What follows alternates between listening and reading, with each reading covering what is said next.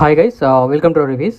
కంగవ movie చూసాను. ఈ movie వచ్చేసి 1074-72 ఆ టైంలో జరిగే ఒక కథ గురించి చూపిస్తారు. అండ్ 2024 లో జరిగే కథను ఓపెన్ చేస్తారు. 2024 ఓపెన్ చేసిన కథని ఒక 1 hour తర్వాత మళ్ళీ ఆ ఫ్లాష్ బ్యాక్ లోకి తీసుకెళ్తారు. ఆ ఫ్లాష్ బ్యాక్ లోకి తీసుకున్న తర్వాత అక్కడ అసలు ట్రైబల్ ఏరియా గురించి ఓపెన్ అవుతుంది అనమాట కథ. అది మూల కథ అన్నమాట సినిమాకి. సో అక్కడ ఏం జరిగింది, ఎలా తరబడ్డారు కొన్ని కోణలు కలిసి, అంటే ఒక 5 కోణల గురించి ఉంటుంది. హిమకోన, సాగర కోన, అరణ్య కోన, కపాల కోన అండ్ ప్రతిమ కోన. సో ఈ 5 కోణల గురించి సినిమా అంతా ఉంటుందన్నమాట. బట్ కాకపోతే ఇలాంటివి చరిత్ర గురించి కానీ లేకపోతే ఏదైనా పాతకాలం నాటి చూపించే విధానంలో రాజమౌళి గారి తర్వాత ఎవరైనా అని చెప్పాలి. ఎందుకంటే ఆ కథను ఎంచుకున్న తగ్గట్టు ఆ కాస్ట్యూమ్స్ కానీ, ప్రొడక్షన్ డిజైన్ కానీ, వాళ్ళ కాస్ట్యూమ్ డైరెక్టర్ సెలెక్ట్ చేసుకున్న విధానం కానీ, విలన్స్ ని అండ్ హీరో వీళ్ళందరినీ సెలెక్ట్ చేసుకున్న విధానం అండ్ వాళ్ళకి వేసిన కాస్ట్యూమ్స్, అక్కడ ఉన్న లొకేషన్స్ అంతా మనకి యాక్ట్ అనిపించవు. ఏదో తీసినారు చూద్దాంలే అన్నట్టే చూస్తున్నామా అని అనిపిస్తుంటది మనకి సినిమా చూస్తున్నంత వరకు. సో మన ఇక్కడ కూడా థియేటర్ లో ఉన్న స్క్రీన్ కి ప్లస్ మన హార్ట్ కి ఎక్కడ కూడా కనెక్ట్ కాదన్నమాట.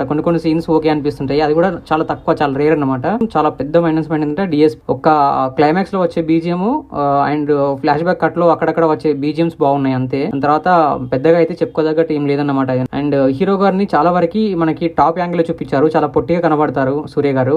చాలా వరకు ఆయనకి low angle 60-70% low angle frames చాలా వరకు సినిమాలలో పెడతారు. బట్ ఈ డైరెక్టర్ అలా చేయలేదు.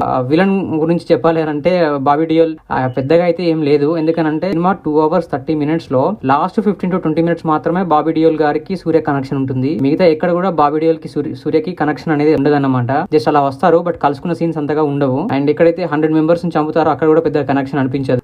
అక్కడ కూడా సూర్య గారి ఎంట్రీ, ఎక్కడైతే కంగువ క్యారెక్టర్ ఉందో ఆ ఎంట్రీ అయినప్పుడు మాత్రం పెద్దగా గూస్ బంప్స్ రావాలి జనాలకి, అక్కడ ఉన్న ఆడియన్స్ అర్పులకి. బట్ కాకపోతే అక్కడ అసలు ఏ ఫీల్ లేదన్నమాట మనకి. ఎందుకంటే అసలు వచ్చే సీన్ కి అక్కడ కొట్టే బీజిఎం కి సంబంధం లేనట్టుగా ఉంది. అండ్ క్లైమాక్స్ 20 minutes క్లైమాక్స్ మాత్రం సాలిడ్ గా అనిపిస్తుంటది. And 2024 screenplay and 1074 screenplay, రెండు స్క్రీన్ ప్లే చూపిస్తూ తీసుకెళ్లిన విధానం క్లైమాక్స్ లో బాగుంది. అండ్ ఫ్లైట్ లో ఫైట్ సీన్ ఉంటుంది అండ్ సముద్రంలో షిప్ పైన ఫైట్ సీన్ ఉంటుంది. రెండు చూపించిన డిజైన్ కూడా చాలా బాగా అనిపించింది. ఒక సూర్య గారి యాక్టింగ్ మాత్రం చాలా హైలైట్ అనిపించింది. ఆయన కథకి చాలా న్యాయం చేశాడన్న ఫీలింగ్ మాత్రం నాకు ఖచ్చితంగా కలిగింది. బట్ పెద్ద మైనస్ పాయింట్ ఏంటంటే సినిమా మేకింగ్ లో ఫెయిల్ అయ్యారని చెప్పాలి డైరెక్టర్. అండ్ ఎంచుకున్న కథకి చుట్టుపక్కల ఉన్న ఆర్ట్ డిపార్ట్మెంట్ గానీ, అక్కడ ఉన్న అట్మాస్ఫియర్ ని కానీ క్యాప్చర్ కరెక్ట్ చేయలేకపోయింది అనిపించింది కథకి. సో నాకైతే పెద్దగా అయితే నచ్చలేదు గైస్. ఒకవేళ మీరు ఎవరైనా వెళ్ళి చూస్తానంటే మాత్రం ఇష్టం. సో ఇది గైస్ మన రివ్యూ. ఒకసారి మన ఛానల్ కంటెంట్ గమనించండి, నచ్చితే మన ఛానల్ సబ్స్క్రైబ్ చేసుకోండి. And thank you so much for watching my channel. Thank you, by by.